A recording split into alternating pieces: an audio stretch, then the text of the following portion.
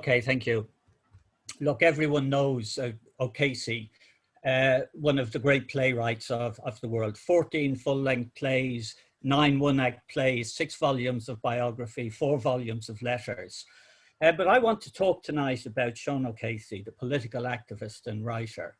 And of course, if anyone during the discussion wants to ask about the plays, I'd be more than happy to talk about them. During his life, he wrote well over 500 essays, reports, letters in the nationalist and socialist press in Ireland and across the world. He started out his career as a political activist in 1903 when he joined the Gaelic League, and he very quickly became very proficient, both as a speaker and teacher of the Irish language. 1905, he joins the Irish Republican Brotherhood, the Fenians.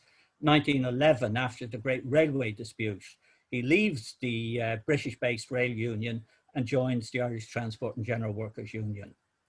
He was a member of the Irish Citizens' Army and indeed was the honorary secretary of the ICA. 1918, he joins the Socialist Party of Ireland just after the Russian Revolution. Inspired, in fact, by the events of the Russian Revolution, he becomes an activist within the Socialist Party of Ireland. He moves to England in 1926, and he was relatively inactive, politically inactive, for the following 10 years, very much involved in his personal and professional life and building a new career for himself in England. But inspired or perhaps politically reinvigorated by the Spanish Civil War in 1936, he becomes a supporter and associated with the Communist Party in Britain. Now, O'Casey was never a member of the party. He never formally joined. But right from the late 1930s until he died in 1964, he was closely identified with the party, with the Communist Party in Britain, with the USSR, and also his defense of Joseph Stalin as well during that particular period. He became a member of the editorial board of the Daily Worker, the CP paper. He joined the board of Unity Theatre, which was a left-wing theatre group that was supported by the Communist Party. And he was on the editorial board of 4 publications. Again, a group that was closely associated with the Communist Party. But one of the problems is that if you look back over his career as a political writer, few scholars or critics have been willing to engage with O'Casey's ideological commitments. The first article that he wrote, or the first article that he had published, he had written a few bits and pieces before 1907, but the first article he had published was Sound the Loud Trumpet, 1907, in the Peasant and Irish Ireland. And this criticised the educational policy of the British government in Ireland, and also the attitude of the British government towards the Irish language. After that, he wrote a series of sketches and little stories, mainly for the Gaelic League and for the St. Lawrence O'Toole Club, which, you know, were performed or as fundraisers for both the Gaelic League and for the Lawrence O'Toole Club. But undoubtedly, he developed as a writer. He learned a lot as a writer from his time in the Gaelic League and in St. Lawrence O'Toole. But I think he really developed as a writer in the pages of, firstly, Irish Freedom, which was the newspaper of the Irish Republican Brotherhood. And secondly, and more importantly, I think, in the pages of the Irish Worker, which was James Larkin's newspaper and the paper of the Irish Transport and General Workers Union. He wrote over 60 articles for the Irish Worker before it was suppressed at the outbreak of the war in 1914. He also wrote a series of notes called By the Campfire. As I said, he was the honorary secretary of the Irish Citizen Army. And those notes by the campfire are really talking about mobilizations, training, and all the rest of it that he published on a weekly basis in the Irish Worker. And if you look at his first articles, March 1912, he wrote a series, I think it was 6 articles, about his sacking from the Great Northern Railway. He worked on the Great Northern Railway from, I think, 1901 as a general labourer. He was sacked about 2 months after the railway strike ended in 1911. He was sacked in December 1911. And he wrote a series of articles about his sacking and about what was going on in the Great Northern Railway. And if you look at some of those articles, they're too long, too detailed. But when O'Casey in these articles goes beyond the inner workings of the Great Northern Railway and his own dispute with them and the reason why he was sacked, we get a glimpse of a writer that could use irony and humor in a way that was really lacking in the socialist press at the time. This is a report in the Irish Worker of a conversation that O'Casey wrote of a porter who worked on the Great Northern Railway. O'Casey asked him how much he paid for his lodgings. 11 shillings a week, he told me. How much does the railway give you, I asked. 10 bob a week was the reply. How on earth then do you pay 11 shillings for your lodgings? You see, said the poor slave, I work every Sunday and get 2 shillings for it, and so I've a shilling a week for myself. And as I said, that I think says more about the condition of that worker than any denunciations about down with capitalism and all the rest of it that you tended to get in the socialist press at the time. He then writes in the Irish Worker over the following months, starting in March 1913. He gets into a controversy with Patrick Wilson, who was a member of the Irish Transport and General Workers Union, but also a member of the Irish Volunteers, of the Irish Volunteers. And Wilson's argument was very clear-cut. What he said was that the Home Rule Bill, the 1912 Home Rule Bill, as soon as it came into force, would settle the national question in Ireland forever. And the battle that socialists had to face up to and the rest of the country would have to face up to was now between labour and capital. That was the big question. Now, in many ways, you would have think O'Casey would be very sympathetic to that argument, but he still hadn't thrown off his Republican ideology. He still saw himself as a Republican as well as a socialist. And he writes in the Irish Worker, he jumps headlong into the argument, defending the ideals of Gaelic Ireland over that of Labour. He goes on to say, what does Wilson know about Ireland's past? Can he see further than the soldiers, the saints and the sages of Erin? The delivery of Ireland is not in the Labour manifesto, good and salutary as it may be, but in the strength, beauty, nobility and imagination of the Gaelic ideal. And you can see quite clearly from that sort of article that up to this point in his life, March, April 1913, O'Casey, like Larkin and Connolly, believed that Labour and Republicanism were natural enemies, or sorry, my apologies, were natural allies. And that's why he attacks Wilson for saying that Republicanism is finished. He believes at this stage that really what we should try and do is bring the red and green together in a fight against British imperialism and a fight against capitalism. And then we have a change in his attitudes. After the 1913 lockout, which started at the end of August 1913, his views hardened. He writes himself about the anger he felt about being in Liberty Hall in the afternoon, where a worker had been sacked, came down to tell a story, or a family was evicted, and hearing their story in Liberty Hall. And then that evening going along to a nationalist meeting and hearing the same employer or the same landlord standing up and denouncing the ills of England. And that hardened his view. And he himself said that the 1913 lockout was the most important event in his life. Because from then on, Labour takes centre stage in his political thinking. Here's his reply to, again, to an argument he had with James McGowan, who was a member of the Irish Transport and of the Volunteers. He says, personally, I hold the workers are beside themselves with foolishness to support any movement that does not stand to make the workers supreme. The time is passing, and soon all workers shall realise that it is good to die for one's friend, but foolish to die for one's enemy. In other words, an argument that's almost 100 degrees turnaround from what he'd been arguing a few months earlier in his row with Patrick Wilson. He now believes that Labour must take centre stage and lead the struggle for independence.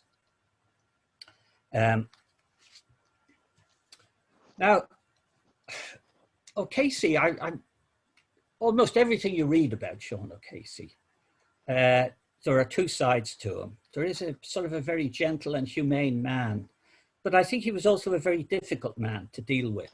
He held very strong opinions, and when people disagreed with him, he never held back from putting his point of view. And therefore his break with both the Irish Republican Brotherhood over their failure to support the lockout in 1913 and with the Irish Citizens' Army over a dispute with Constance Markievicz over whether Constance Markievicz could hold dual membership of both the Irish Volunteers and the Irish Citizens' Army was final and abrupt. It wasn't a case of just drifting away from these organizations. So by the end of the dispute, by mid-1914, leading into 1915, these breaks with the IRB and the ICA left him without a platform for any of his views. And despite his socialist views coming to the fore, he did remain supportive of the Republican movement. He did believe that Republicans had a place to play in the political firmament, that Republicans and Labour should work together, but that Labour had to put its stamp on the movement. And this we can see very clearly by 1917, when the Sinn Féin movement was on the up in the aftermath of the 1916 Rising. Thomas Ashe, the hero of Ashburn, dies of pneumonia after he was being force-fed in Mountjoy jail when he was on hunger strike. And O'Casey writes a poem, a lament for Thomas Ashe, and Fergus O'Connor, his publisher, reads it to the thousands of people who are gathered outside the gates to hear about the news of the death of Thomas Ashe. And a few weeks later, he writes a 16-page pamphlet, The Story of Thomas Ashe, in which he claims Ashe as a Republican and an internationalist. And he spelt out Ashe's commitment to the working classes of all countries, and that the red flag, the symbol of brotherhood and man, should have been draped on his coffin alongside the Irish Republican flag. And in all his work and all his writings from this period, say from 1917 to about 1922, 1923, what O'Casey is attempting to do is to inject Labour politics into the nationalist movement. He accepts that Sinn Féin is dominant politically, but he still believes that the job of socialists is to inject, as I said, socialist politics or Labour politics into the broader nationalist movement. And in addition to his pamphlet on Thomas Ashe, he also proposed to Fergus O'Connor, who was his publisher and who also was a member of Sinn Féin, that he would write a series of pamphlets, one on James Connolly, a second one on Wolfe Tone, and another one on James Fintan Lawler. And unfortunately, the Connolly pamphlet was never published, and the original draft has not survived. That's if he ever wrote any of it, but nothing has survived of that proposal. And he believed and wrote to O'Connor, saying that his pamphlets would find an audience among the advanced sections of Sinn Féin. He told O'Connor that he was prepared to debate his views with leading members of Sinn Féin. So that's how committed he was to having this discussion or argument, if you like, with Sinn Féin about how important it was that Labour should play a role in the forthcoming struggle for Irish independence.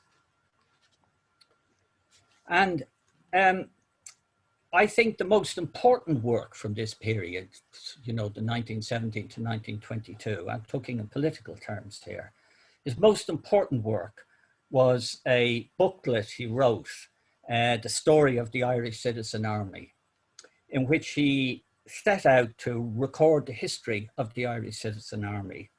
Now, his book has few pretensions either as history or theory.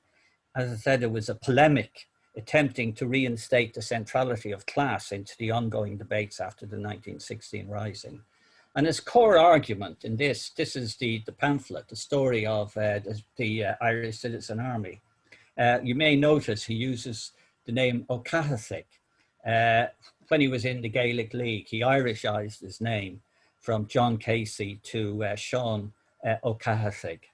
Later on, he took the less cumbersome name Sean O'Casey instead. But what he was trying to do was analyze the dynamic of Irish history, which saw the revolutionary potential of 1913 subsumed into the national struggle for independence. Now, as I said, there are major problems with this book in the sense that of the 12 chapters, only 2 of them deal with the period of 1916 or afterwards.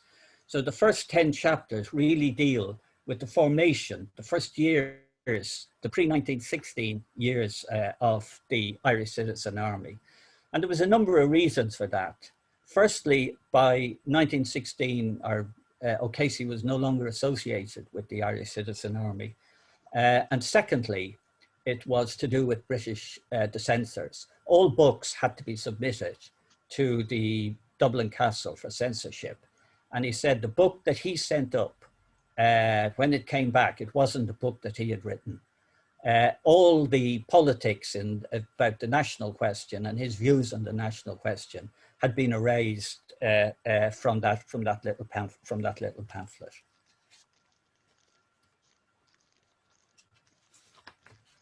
And he summarizes it in a way in the last couple of pages of this pamphlet, going back to the idea of, you know, the role of Labour in the national question. He says, while the ultimate destiny of Ireland will be in the hands of Labour, it would be foolish to deny that the present is practically in the hands of the Sinn Féin organisation. Labour must build a future state, democratising the national movement and Irishizing itself. Labour will probably have to fight Sinn Féin. Indeed, the challenge seems to have been thrown down already. And I think in that little paragraph, you can see the beginnings of the argument he had or would have 10 years later, or in the Plough and the Stars with the national national movement.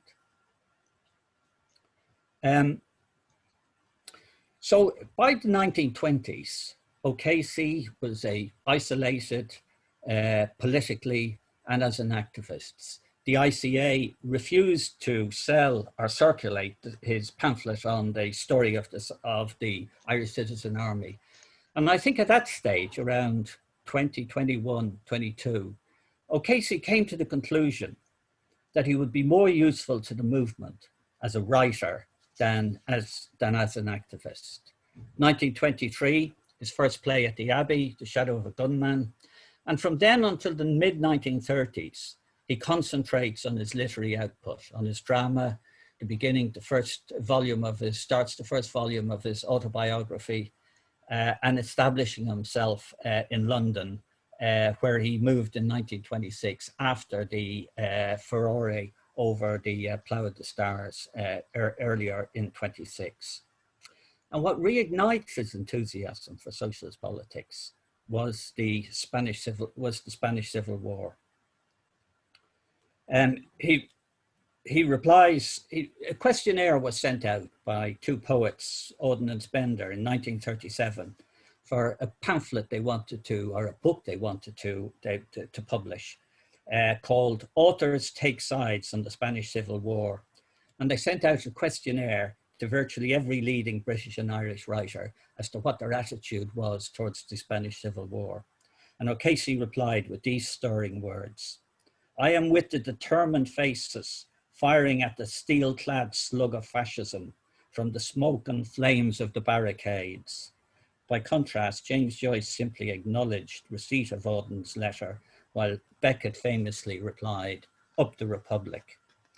And out of that enthusiasm for politics the anti-fascist stand that he saw was so important given the rise of Nazism and Mussolini in Italy. He wrote The Star Turns Red, which is probably the most agitational or agitprop play that he ever wrote. Agitprop was never really O'Casey's style. I don't think he actually particularly liked the agitprop style that was being turned out in the 1930s. But this play, which was produced at Unity Theatre, this was the program for the 1940 production at Unity Theatre, really is a combination of the railway strike of 1911, the 1913 lockout, and the events in Spain. This is his play, his anti-fascist play, where he takes on the reactionaries in a dramatic form. And it's also at this time, the late 1930s, that he begins his long association with the Communist Party in Britain. Now, as I said earlier, he was never a member. I don't think he would have survived the discipline of the Communist Party in Britain, or indeed any other party. As I said, he was always a difficult man with very strongly held views, and was always prepared to walk away if he didn't win the argument. But despite this, let anyone attack Joseph Stalin or the USSR, and O'Casey always rushed to their defense. And I think this led him into a difficult situation at the end of the 1930s, when he defends the terrible show trials in the USSR, the Moscow trials from 1936 up to 1940. 4 million people disappeared into the labor camps and very few ever came back. 800,000 were executed in that terrible period. And the old Bolshevik leadership from 1917 was liquidated by Stalin and his henchmen. And in a series of letters to English socialist papers like Tribune, the paper of the Labour Party, Forward, and the Daily Worker of the Communist Party, and indeed right-wing papers like Time and Tide and the Daily Telegraph, he defended what was going on in the show trials. He says, he claimed that there is no evidence of torture in the trials. There is not even a black eye among the lot. The OGPU, which was the Soviet secret police, evidently couldn't light a candle to the black and tans. He goes on then in another article in Time and Tide. Will Time and Tide tell us how and where, and when the journal became privileged to know the facts, proving the trial to be fraudulent and a horrible farce? For a start, the statement that Stalin has exterminated all those who were of importance in the revolution isn't true. And as I said, this was a difficult period for O'Casey and for many of the people associated with the Communist Party at the show trials. And I think the excuse you can make, and it is excusable in many ways, is that when the other option was the rise of fascism and Hitler, then the defense of the Soviet Union seemed paramount to him at the time. When the Daily Worker, which he was now writing for and eventually became a member of the editorial board, was threatened with closure when the war broke out in 1939, because the Communist Party took a view that this was an imperialist war and that in many ways the Western capitalist democracies were far worse than actually Hitler's Germany. Terrible period in the Communist Party at that particular time. But he contributed to 2 pamphlets at the time in defense of the Daily Worker.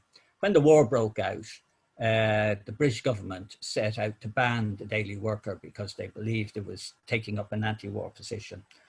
And he wrote for 2 pamphlets, one called Hands Off the Daily Worker, before it was banned, and secondly, in 1943, after the Soviet Union entered the war, he wrote this pamphlet, and you've probably seen it up there, The Case for the Daily Worker, in which he argued that the government should take the ban off the Daily Worker because it can be helpful in the war effort. He also contributed at this stage during the war Perhaps the war was his most active period as a writer for the communist press, to various magazines in the Soviet Union, international literature in Moscow, linking himself up in spirit with the Soviet people. And he used the pen name, the Green Searchlight. And here's a piece out of one of the articles he wrote for this magazine called International Literature at the time.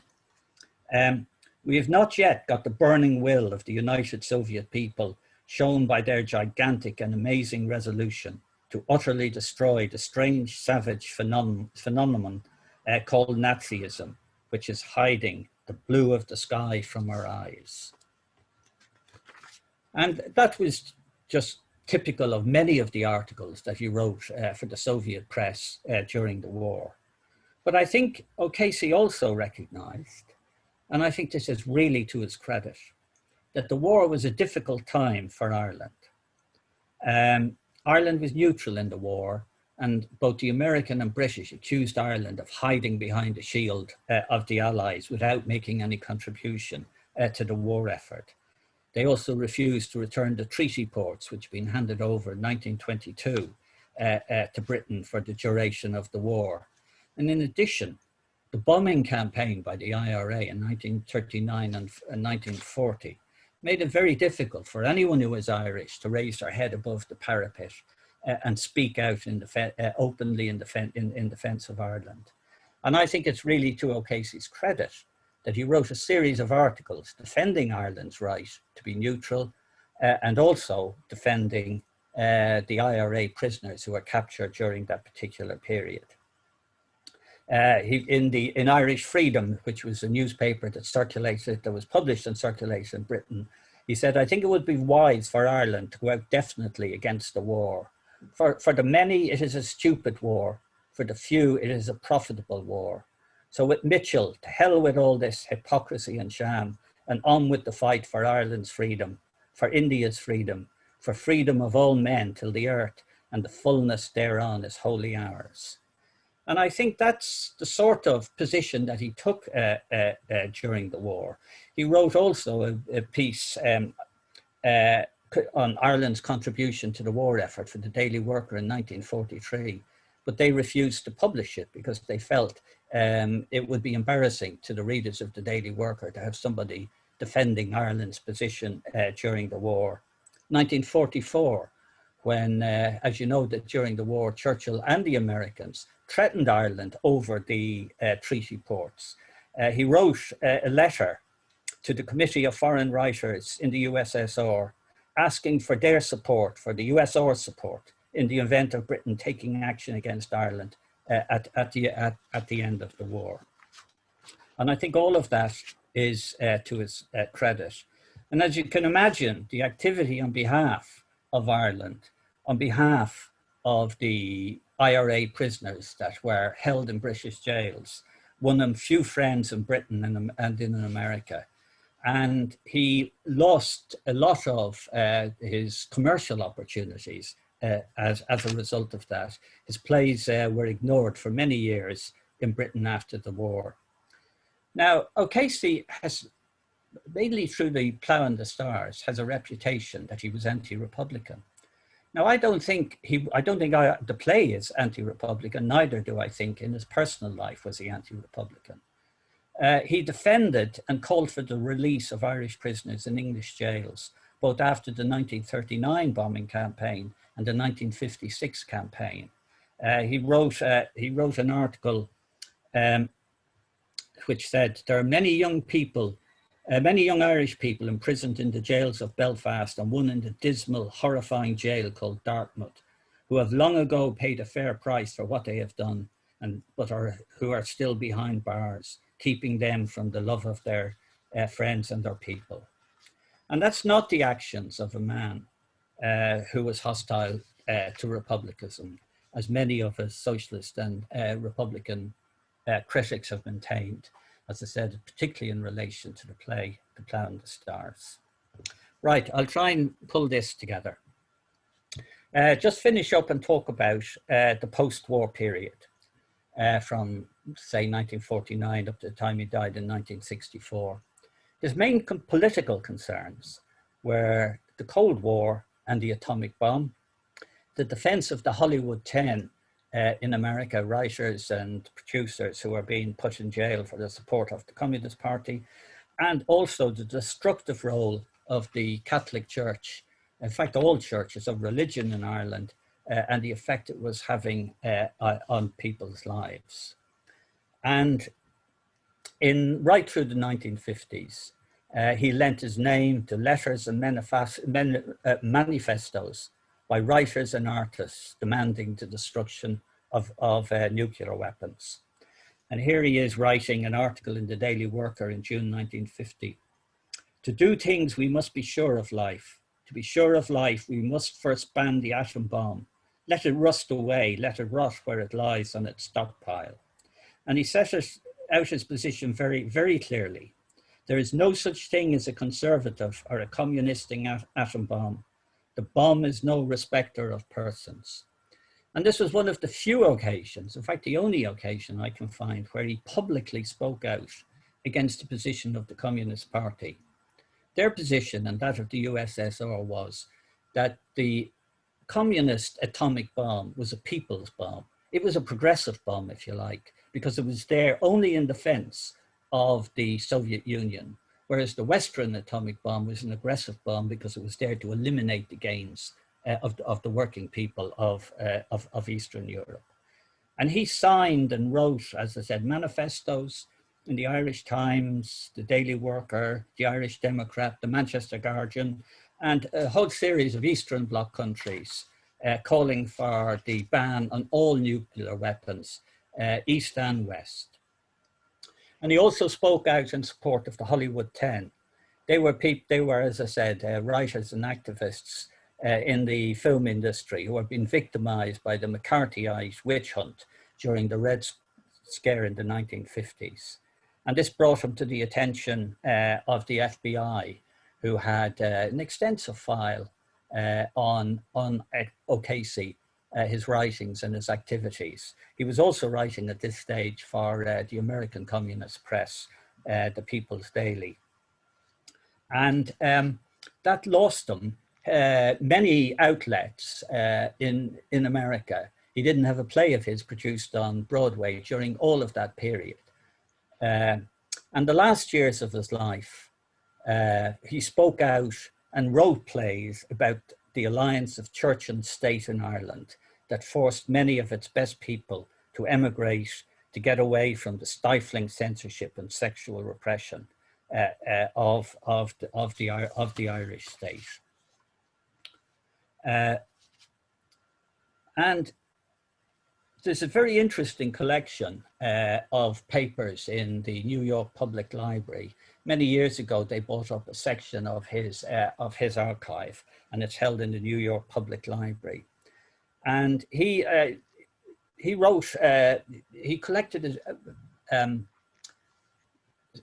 I said, he collected about abuse, items about abuse, both from his correspondence and from the newspapers. And he said that there is, this is a commentary on it, there are a series of articles, mostly unpublished, which deal with the hypocrisy of the Irish state in matters sexual, political, and religious. And in these articles, he lashes out against corporal punishment, quoting an article in The Statesman in 1958, reporting the most brutal cases of punishment against boys and girls by the Sisters of Mercy and the Christian Brothers. And his plays from that period, 1949, Cockadoodle Dandy, 1955, The Bishop's Bonfire, and, oh God, what was the other one? I'll come back to that in a sec.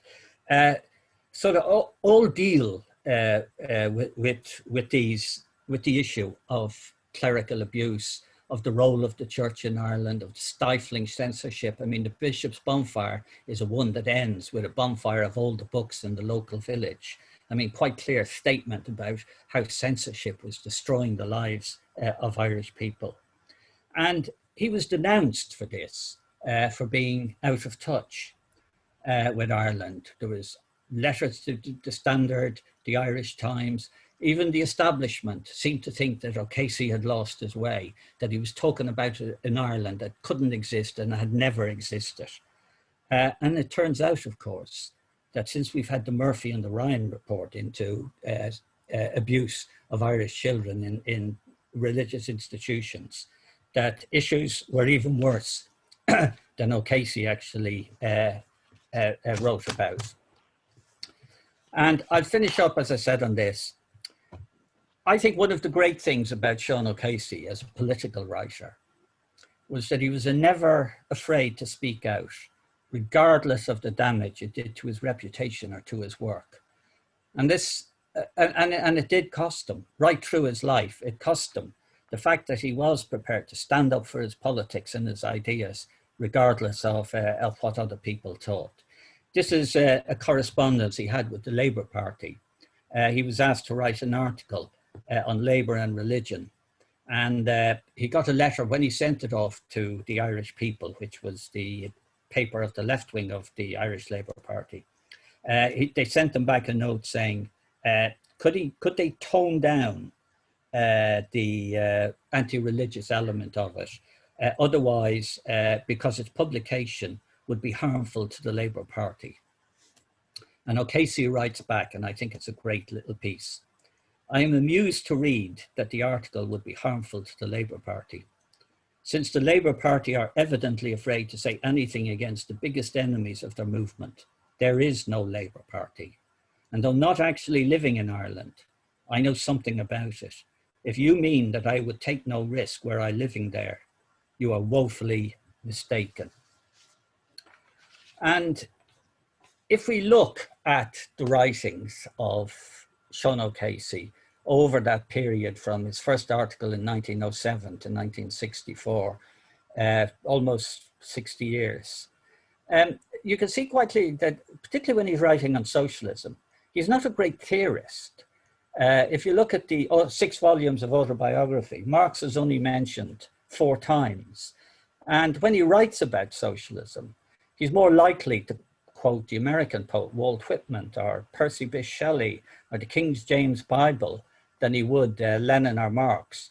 Because what interested Casey in all his writings on political issues was the living tradition of socialism, workers fighting for their rights for a better life.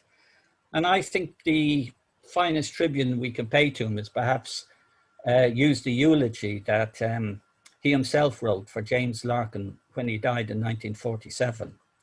And I think this applies just as much to O'Casey. He fought to put a loaf of bread as well as a vase of flowers and a book of poetry on the table for workers. And as well as being a great writer, I think we should celebrate O'Casey as a socialist, one with all the flaws of his time, but one who had the ambition to hitch the plough to the stars that workers might inherit the earth. Thank you.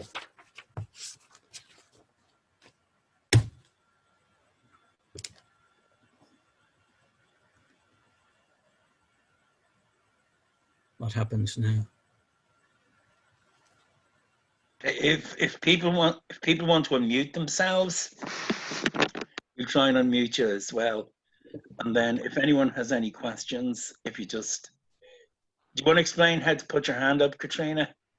Yeah, sure, I can do. If you go to the bottom of your screen, you'll see a little smiley face that says reactions, and if you click on that, you can clap or put your thumbs up. So you can use either one of them. See, I've just done it there to show that you'd like to talk, or otherwise you can ask a question in the chat box as well, or just ask a question orally, I suppose. Yeah.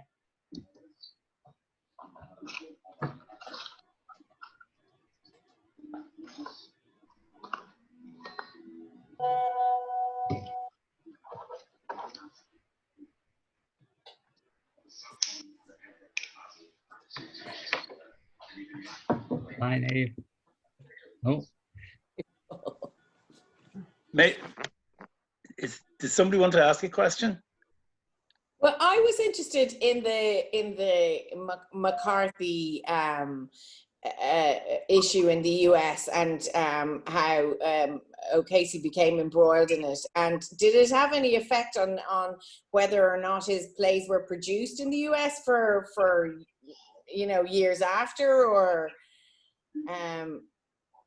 because he became peripherally involved in the McCarthy era in the US.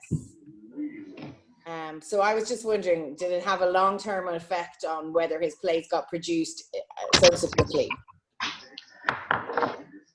Yeah, I think it did. Right during the 1950s, you find that O'Casey is off Broadway is whatever productions are taking place.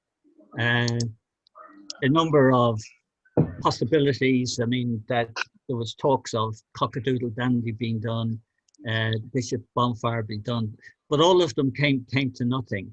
And I'm sure, and not alone just myself, I'm sure that this had something to do with his involvement, his fight against the Red Scare in America. In 1953, he writes a letter in support of Elizabeth Gurley Flynn, who has been charged under the Treason Act, I forgot whatever act it was. And he writes a letter in support of her.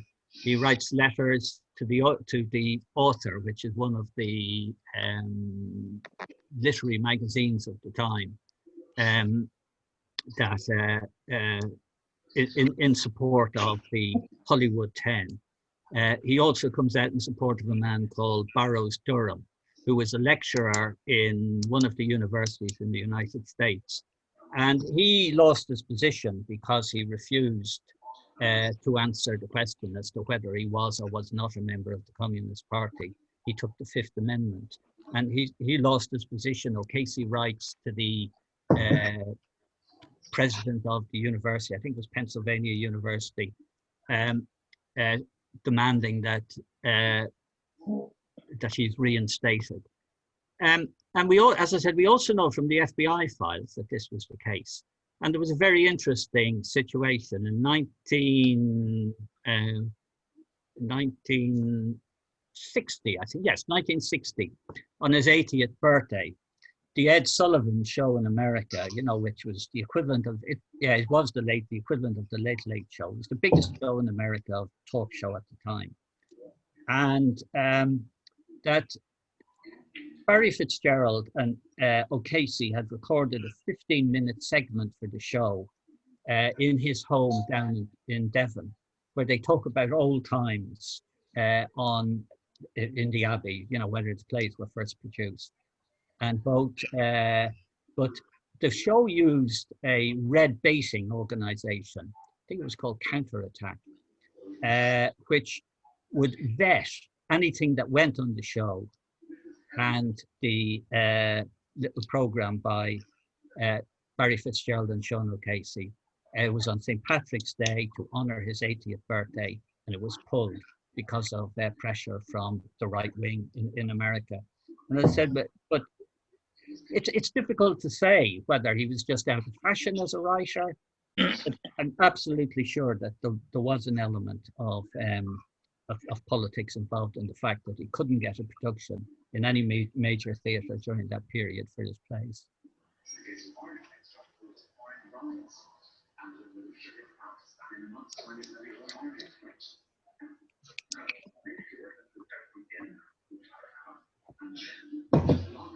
Hi, Paul. Can you hear me okay? Yeah, I can hear you. Thanks very much for very interesting, very informative and well put together talk. There were a couple of things about O'Casey I've always, I'm a huge fan, I have to say, and a wonderful man, and but a mystery in many ways too. He did seem to have blind spots, I suppose, but don't we all? Two things always. I haven't seen an awful lot in his writing, and I've read an awful lot of not only the plays, but the autobiographies and letters. His attitude to James Connolly, obviously he lionizes Larkin, but I wondered about one, his attitude, what he thought of Connolly. And then the second part is really did he ever come to any realization that Stalin wasn't exactly a good egg, you know? Well, will I talk about Connolly first and then about Stalin? I do think this was a blind spot in his life. Now, whenever he wrote, if you like, a more considered piece about Connolly, he was always very supportive and believed that he was a great socialist, a great leader, and an essentially brave man. But any situation where Larkin comes under attack, and so many of the attacks against Larkin were by contrasting Connolly to Larkin. Connolly was a great man. Larkin, you know, dipped his hand into he didn't, of course, you know, but these were the accusations that were made against him, that he was a splitter and a wrecker compared to Connolly, who went out and died for Ireland. It seemed to just rile O'Casey. And there are some pieces that he wrote that are absolutely appalling about Connolly. Now, they were mainly not public. They were mainly in private letters to people, where he let his rage against the way that Larkin was being treated, and he took out his anger on Connolly. And I think that was a weak spot in his politics. I think it would have been far better strategically that instead of trying to promote Larkin at the expense of Connolly, if he had linked the two together and argued, Connolly and Larkin fought for the same set of ideas, and now those ideas have been undermined by the right-wing clique who've taken over the Irish transport after the death of Connolly and after Larkin went to America in 1914. So I do think that was a weak spot in his armory, in his intellectual armory. And it came out of absolute annoyance at the way the left in Ireland treated James Larkin. As regards Stalin, no, I don't think so. I don't think so.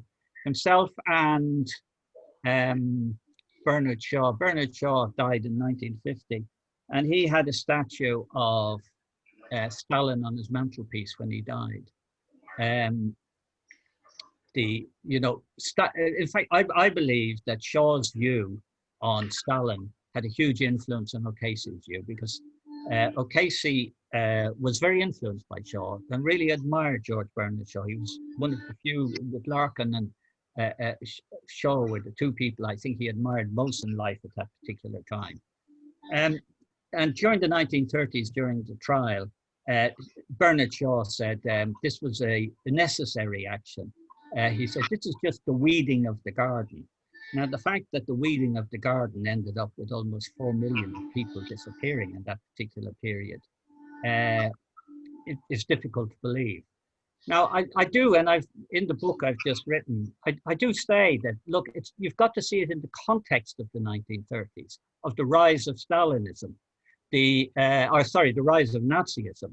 The West refuses to ally with the Soviet Union in the late 1930s against Germany.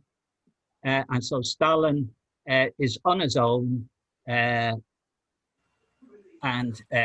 many people, intellectuals in the West, I think reluctantly came to support them, or were prepared to overlook what was going on in the Soviet Union. And many people, including O'Casey, knew there was things wrong with it, but I don't think he had any understanding of the extent of the problems in the Soviet Union in the 1930s.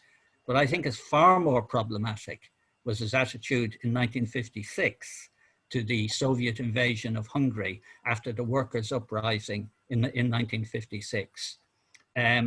The sins of Stalin, the crimes of Stalin, had been denounced 6 months earlier at the 20th Congress of the Soviet Union by Khrushchev and his pals, who exposed what had been going on in the 1930s and afterwards.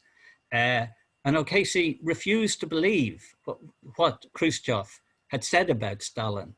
He was one of the few people, with his friend Hugh McDermott, who actually came out of 1956 more convinced that he needed to defend the Soviet Union than he went into 1956 with.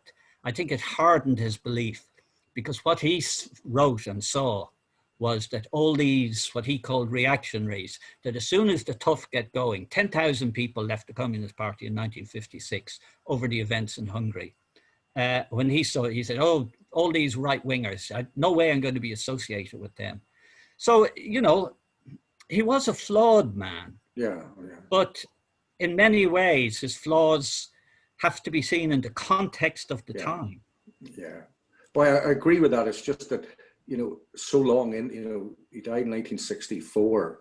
Yeah. I'm not condemning the man here because I idolize him, but it was just that blind spot and that Thran, I suppose, aspect of his nature that he wouldn't, did he maybe in his heart feel that the thing had gone terribly sour, but he just didn't want to admit it.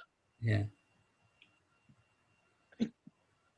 Dermot Bratnock has a question. Hi there.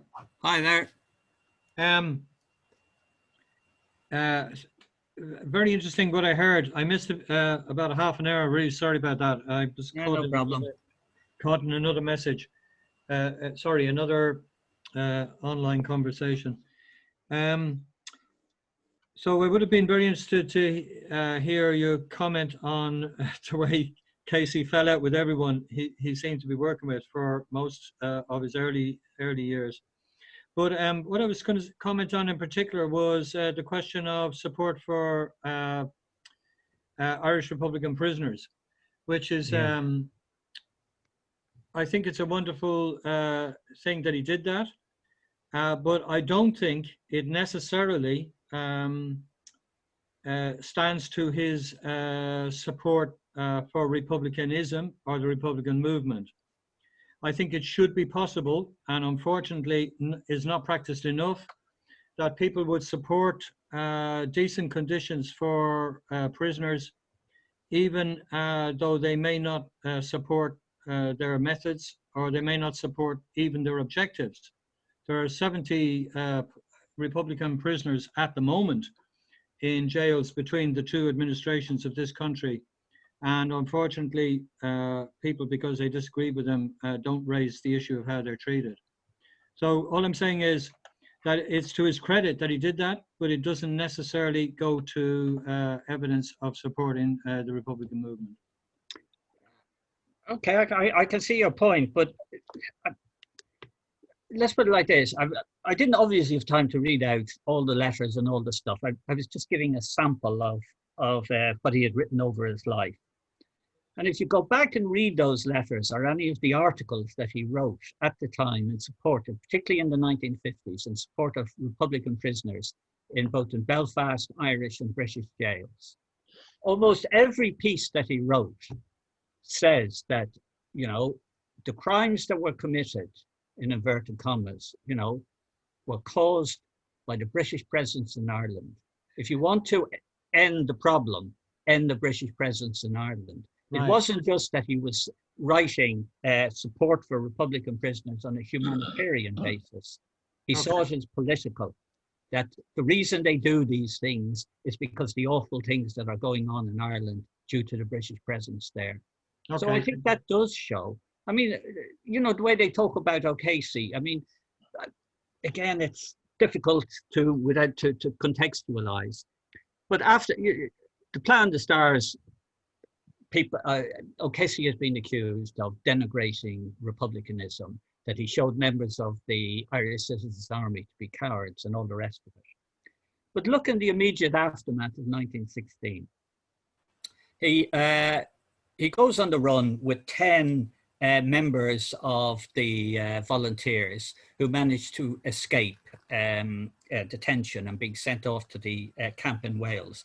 And they hide out in County Meath. And while he's there, he sends letters of support almost weekly to the interned members of the ICA and the St. Lawrence O'Toole Club there, and all of them write back to him, grateful for his support. You know, all those sort of actions sort of don't say to me, here's a guy who was hostile to republicanism. What he wanted to do was shift republicanism towards a more working class base. And all his interventions are to try and make either that intervention or shift the Republican movement leftwards. Thank you.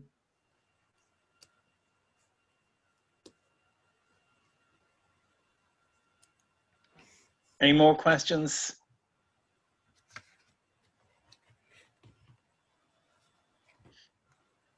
Well, just before we finish, in for a second. yeah, I don't want to put anyone on the spot if they don't want to join in, but I think Manus O'Riordan is still on, and Manus Oh yeah, he can. had some good stories about his father and mother's relationship with O'Casey. So if you're still there, He Manus, has indeed. Yeah. That's very So interesting. how do I come in? That's a great. you're you're in. in, Manus. Am I in? You're in, yes. Yeah. Well, the most interesting aspect of their political relationship, as I say, O'Casey sent a message of support to my father when he stood for election in 1951, and it was very much influenced by O'Casey's support for the Spanish Republic. He appreciated my father as an international brigadier. But in 1956, when the Hungarian uprising took place, O'Casey's son, Neil, was actually dying of leukemia at the time, but they had this blazing row over Hungary. O'Casey defending the Soviet occupation of Hungary, and Neil supporting the uprising. Well, there was a similar debate in my own house between my father and my mother. My mother denouncing the Soviet action in Hungary, and my father supporting it. So there is an exchange of correspondence with O'Casey. Unfortunately, the O'Casey papers don't seem to have my mother's letter to O'Casey. We just have O'Casey's response to that, saying she agreed with me, Hall, rather than with her. But I've an extensive article on that, which I post. That's online, and it's actually, I put it in as a comment to the Facebook notice of this tonight's meeting. So that can be looked up by anybody who wants more detail on that. Can I just come in and say to people, it's a great article. Please go back onto the thread that's on Messenger and click on it, because it's a very interesting article. I mean, Manus, I'm not sure if in that article you talk about how that in the O'Casey letters, David Krauss, who introduces the 1956 section, he actually misrepresents the differences between your father and mother as sort of the difference between, you know, a communist and a Catholic. Yeah, I commented on that aspect, that Krauss had got that wrong, and it was almost a caricature of my mother's position. My mother was a Catholic communist. My father was an atheistic communist, but both of them were communists. Absolutely, absolutely. And what's interesting, and this is where I do think his humanity comes out. At the end of the letter that Sean O'Casey writes to your mother, he says, you know, well, in the letter, he'd explained why he agreed with Michael as to why it was necessary for the Soviet Union to go into Hungary and suppress the uprising. But he says at I can't remember the exact phrase, but something to the point at the end of the letter, he says, you know, well, my dear, you must make up your own mind on this. And it didn't affect his relationship, I think, with your parents, or particularly. No, he was very, very kindly to both of them as a family, and even sending the few bob over to me for as a child to buy the child a present. So that there was that close human interaction between them. Yeah, and Manus, is it true that that Manus in one of the 50s plays was named after you? My mother speculated on that, but I'm not sure whether in the Bishop's Bonfire there's a character called Manus Monroe, and my mother just speculated on that, but it's hard, you wouldn't know. Well, yeah, exactly. Just take it, Manus, please. Take it. Take the credit while you can.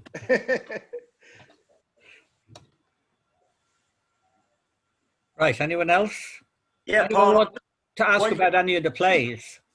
Just while you and Manus are talking, I was just going to ask for people who don't know, just do either of you want to say a little bit about his relationship with Frank Ryan from the plough up to the Spanish Civil War? Well, if you want to can I talk on that? Of course you can. Yeah. Please do. See, Frank Ryan was one of the, there's often a caricature made about the protests against the Plough and the Stars, always because of Rosie Redmond and there's no prostitutes in Ireland and whatnot. The main protest was actually from Republicans who saw in the production of the Plough and the Stars a free state triumphalism, with Yeats bringing along Kevin O'Higgins in his tales and whatnot for the premiere, and they almost gloating over a dumbing down of republicanism. And so the protests were actually led by Hannah Sheehy Skeffington, Frank Ryan and Todd Andrews. And there was a debate, a very interesting debate between Hannah Sheehy Skeffington and O'Casey that's reproduced in that wonderful compendium of Hannah Sheehy Skeffington's writings that Margaret Ward has produced. But when Frank Ryan was wounded in Spain and came back to recuperate in both Ireland and Britain for a while, he stayed in O'Casey's house in Devon. And this is an apocryphal story that my father told me, but I think he had got it from Sean Nolan or Johnny Nolan, who had a communist bookshop in Pearse Street, and who was very close to Ryan. So I think Johnny Nolan got this story from Frank Ryan himself. And anyhow, O'Casey very kindly looked after Ryan, but at one stage he decided to broach the issue of the Plough and the Star rights. And O'Casey was supposed to say to Ryan, "Tell me, Frank, why did you do it?" And Frank is supposed to have replied, "Tell me, Sean, why did you write the bloody thing?"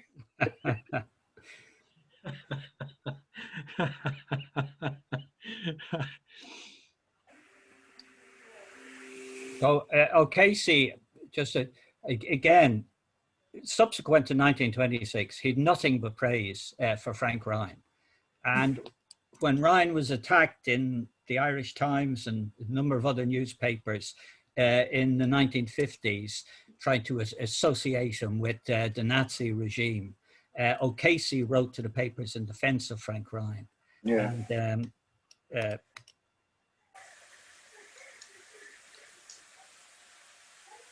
anyway, that's that. Yep. Anything else?